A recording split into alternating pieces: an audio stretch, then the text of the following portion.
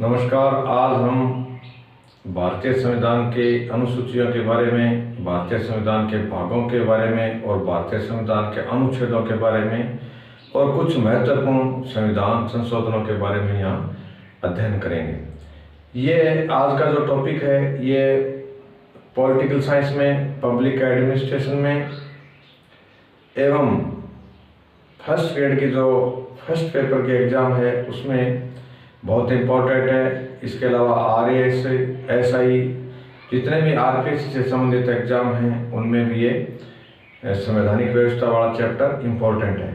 तो आइए मित्रों, हम शुरुआत करते हैं भाग फर्स्ट से। संविधान में कुल 22 भाग हैं। कितने भाग हैं? 22।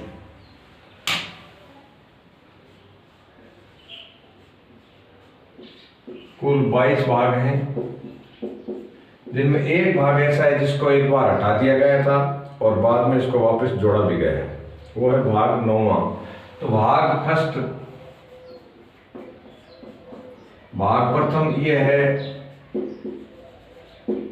संघ और राज्यों से संबंधित है, संघ और राज्य। भाग जो सेकंड है, हम 22 भाग याद नहीं रख सकते, हम चुनिंदा लगभग 11 याद रखेंगे, तो हम 11 के आधार पे 22 का जवाब दे सकते हैं। भाग सेकंड में नागरिकता। अब इनके अनुच्छेद और हैं वो हम अलग से पढ़ेंगे। नागरिकता जन्म से भी हो सकती है और दूसरे देश का नागरिक यदि भारत में स्थायी रूप से आबाद हो जाए तो उसको भी नागरिकता एक निश्चित समय अवधि के बाद दी जा सकती है। या इंडियन है वो भारत की नागरिकता दूसरे देश की नागरिकता लेते ही स्वतः ही छोड़ देता है या उसकी समाप्त हो जाती है। तो नागरिकता से संबंधित कुछ प्रावधान है वो भी हम अलग से पढ़ेंगे। तो पहला भाग हो गया संघ और राज्य से संबंधित, दूसरा भाग है नागरिकता से संबंधित।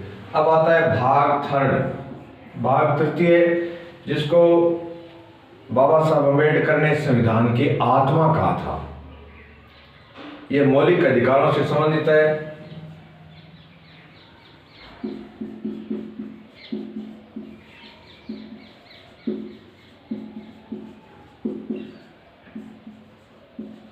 मूल संविधान में ये 6 थे, 7 थे और अब संविधान संशोधन होने के बाद 6 है। ये याद रखें, प्रश्न की लैंग्वेज को भी समझने का प्रयास करें। कई बार ये पूछा जाता है कि मूल संविधान में कितने मौलिक अधिकार थे, हम तो जल्दीबाजी में उत्तर दे देते हैं 6, तो ये गलत हो जाता है। मूल संविधान में 7 थे। संपत्ति के अधिकार को मौलिक अधिकारों से हटा करके और एक विधिक अधिकार या कानूनी अधिकार बना दिया गया है। इसके बाद आता है भाग 4, ये नीति निर्देशक तत्वों से संबंधित है, यानी इनको अंग्रेजी में डायरेक्टिव प्रिंसिपल्स कहते हैं। सरकार या विधायिका जो भी कानून बनाती है उस समय ये मद्देनजर रखे जाते हैं और इनका उल्लंघन करके किसी भी लोक कल्याणकारी राज्य में कानून नहीं बनाया जा सकता। फिर आता है भाग 4 कै, या इसको 4A भी लिखा जा सकता है, 4A। ए का मतलब यहाँ ए नहीं लिखेंगे, कै लिखेंगे।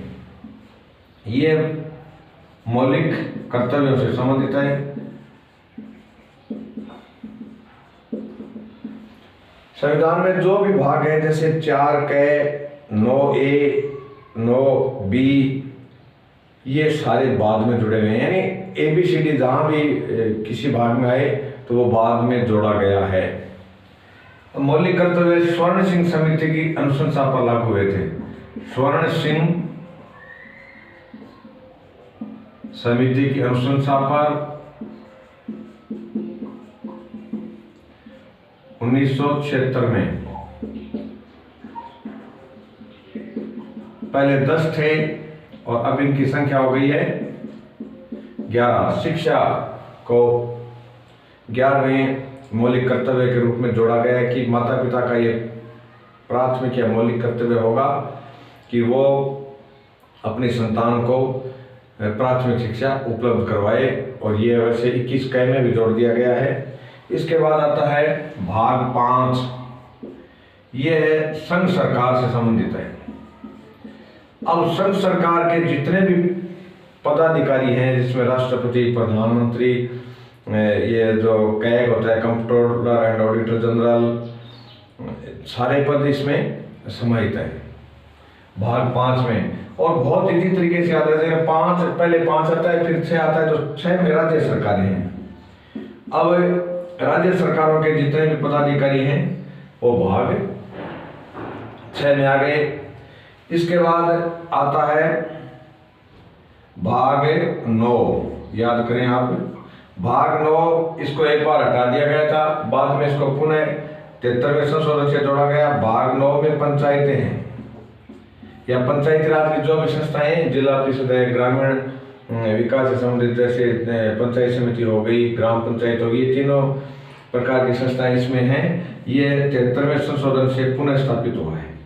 पहले इसको हटा दिया गया था, 9वें भाग को 73वें संशोधन से जोड़ा गया है, भाग 9। फिर आता है 9K या 9A, ये संबंधित है नगरीय संस्थाओं से, नगरीय संस्थाओं से, और इसमें संविधान संशोधन था 74वां।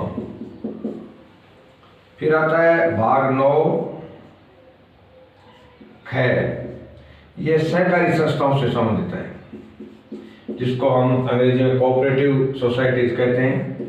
ये इनको भी संवैधानिक दर्जा दिया गया है, यानी तीनों प्रकार की संस्थाओं को आज़ादी से कुछ समय तक नहीं दिया गया था। ये 2011 में मिला है सहकारी संस्थाओं को संवैधानिक दर्जा, इनको 93 में मिल गया था। पंचायतें भाग 9 में है, 9K में नगरीय संस्थाएं हैं और 9ख में सहकारी संस्थाएं, ये 2011 में जोड़ा गया था, इतना शायद साल नहीं आएगा। फिर आता है भाग 11, भाग 11 में केंद्र राज्य संबंध है।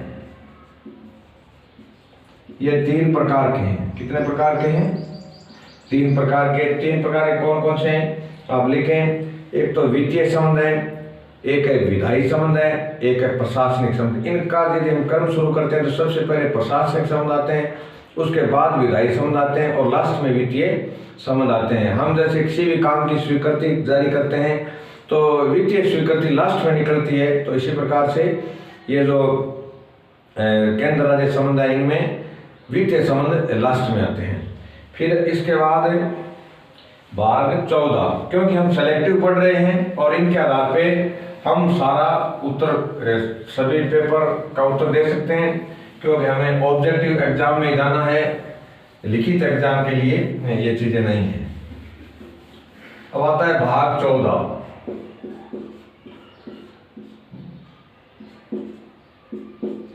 इसमें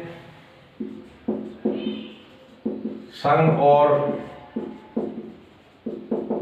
राज्यों की सेवाएं हैं और सेवाओं से संबंधित जैसे अध्याय फर्स्ट में, इसमें 2 अध्याय हैं। अध्याय फर्स्ट में सेवाएं हैं और अध्याय सेकंड में लोक सेवा आयोग है, जिसको हम पीएससी कहते हैं। जैसे संघ लोक सेवा आयोग यूपीएससी हो गया, एक होता है जैसे आरपीएससी है, उसी प्रकार झारखंड पब्लिक सर्विस कमीशन है, Himachal Pradesh public service commission है, इस प्रकार के कई हैं। और एक होता है joint public service commission, joint public, ये तीनों इसी में है, पब्लिक सर्विस कमीशन।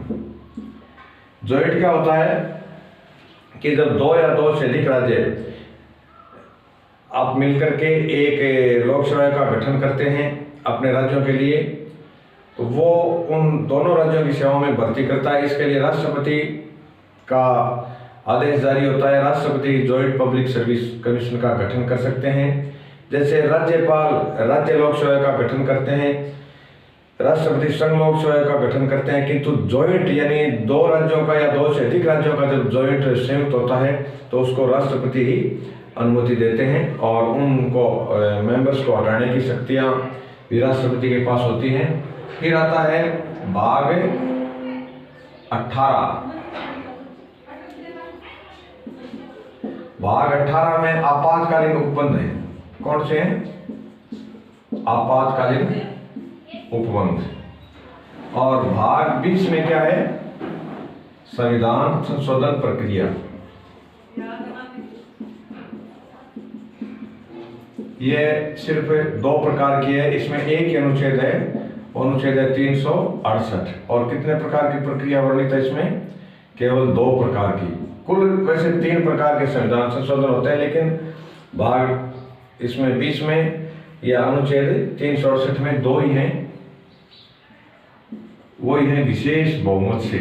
और दोनों इसमें विशेष वाला ये याद रखें कि एक तो होता है संसद के दोनों सदनों के विशेष बहुमत यानी 2/3 बहुमत से, और फिर दूसरा संविधान संशोधन होता है संसद के दोनों सदनों के 2/3 बहुमत यानी विशेष बहुमत से प्लस आधे से अधिक राज्यों के समर्थन से। जैसे जीएसटी ने भारत की टैक्सेशन व्यवस्था में आमूलचूल परिवर्तन किया था, तो ये टैक्सेशन सिस्टम बदलने के लिए आधे से अधिक राज्यों ने जीएसटी बिल का समर्थन किया था, तभी ये लागू हुआ। एक होता है साधारण बहुमत से, वो 368 में नहीं है। तो हम 368 का बात आता है तो इसमें लिखेंगे कि ये 2 प्रकार के संविधान संशोधनों की अनुमति देता है और ये भाग 20 में है। फिर आता है भाग, ये हमने संविधान संशोधन की प्रक्रिया दक्षिण अफ्रीका से लिए। आपातकालीन उपबंध हमने जर्मनी से लिए। आपात उपबंध मित्रों 352 से 360 तक वर्णित है। हम भली भांति परिचित है कि 352 राष्ट्रीय आपातकाल होता है। सशस्त्र विद्रोह या बाह्य आक्रमण की स्थिति में यह लगता है, ये भारत में लग चुका है। लेकिन 360 जो वित्तीय आपातकाल है वो एक बार भी इस देश में नहीं लगा है। यदि वित्तीय आपातकाल लग जाता है तो ऐसी स्थिति में किसी भी कर्मचारी का वेतन रोका जा सकता है और उसको उतना ही वेतन मिलेगा जो एक सामान्य नागरिक के भरण पोषण के लिए आवश्यक है। और अनुच्छेद 356 जिसमें राज्यों में राष्ट्रपति शासन है, ये कई बार लग चुका है और इसका अनेक केंद्र की सरकारों ने दुरुपयोग भी किया है।